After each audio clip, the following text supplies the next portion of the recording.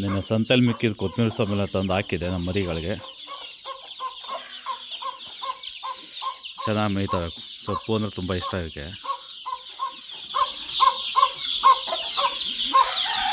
ನಾನಿರೋದಕ್ಕೆ ಸ್ವಲ್ಪ ಭಯ ಪಡ್ತದೆ. ಈಗ ನಾನು ಆ ಕಡೆ ಹೋದ್ಮೇಲೆ ತುಂಬ ಮುತ್ಕೊಬಿಡುತ್ತೆ ಸೊಪ್ಪಿಗೆಲ್ಲ. ಇದು ಮರಿಗಳಿಗೆ ಮಾತ್ರ, ಬೇರೆ ದೊಡ್ಡ ಕೋಳಿಗಳಿಗೆ ಇಲ್ಲಿ ಏನು ಜಾಗ ಇರೋಲ್ಲ. ಮರಿಗಳಿಗೆ ಸಪ್ರೇಟ್ ಜಾಗ ಇದು.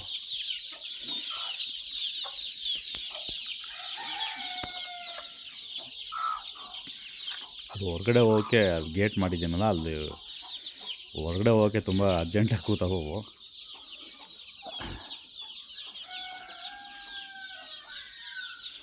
ಬಂದೆ. ದೊಡ್ಡ ಕೋಳಿಗೂ ಸೊಪ್ಪು ಹಾಕಬೇಕು. ನೆಕ್ಸ್ಟ್ ವೀಡಿಯೋದಾಗ ಮಾಡೋಣ. ಇದು ದೊಡ್ಡ ಕೋಳಿಗಳಿಗೆ ಹಾಕಿರೋದು.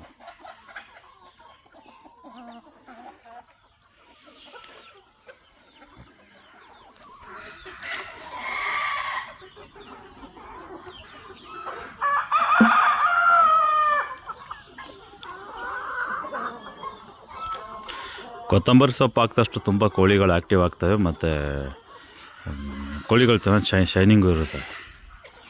ಸಿಗೋದು ತುಂಬ ಕಷ್ಟ ಆದರೆ ಕೊತ್ತಂಬರಿ ಸೊಪ್ಪು,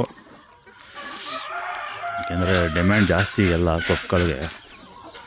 ಸಿಗೋಲ್ಲ ಅಷ್ಟು. ಇದು ಎಲ್ಲ ನಾವು ಒಂದು 2-3 ವಾರದಿಂದ ಕೇಳಿ ಈಗ ಒಂದು ಮೂಟೆ ಕೊಟ್ಟಿದ್ದಾರೆ ಒಬ್ಬರು.